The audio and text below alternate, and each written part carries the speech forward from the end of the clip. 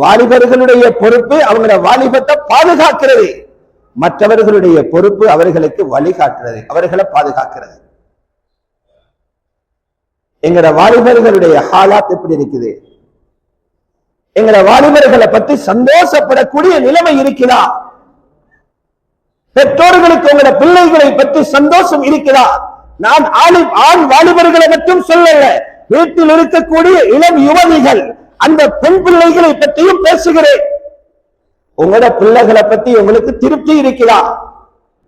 நீங்க வளர்த்திருக்கிற பிள்ளைகள், உங்களோட பராமரிப்பில் இருந்த பிள்ளைகள், உங்களை பார்த்து கொண்டு உறங்கிய பிள்ளைகள், உங்களை பார்த்து கொண்டு எழும்பிய பிள்ளைகள் திருப்தியாக இருக்கிறாங்களா? திருப்தி என்று சொன்னீங்கன்னா ஏதாவது உங்களுக்கு திருப்தி வருகிறது. எந்த வாப்பாவது எனக்கு என் மகனை பத்தி நல்ல திருப்தி என்று சொன்னாருன்னா நான் அடுத்த கேள்வி கேட்கிறேன், எதுல திருப்தி?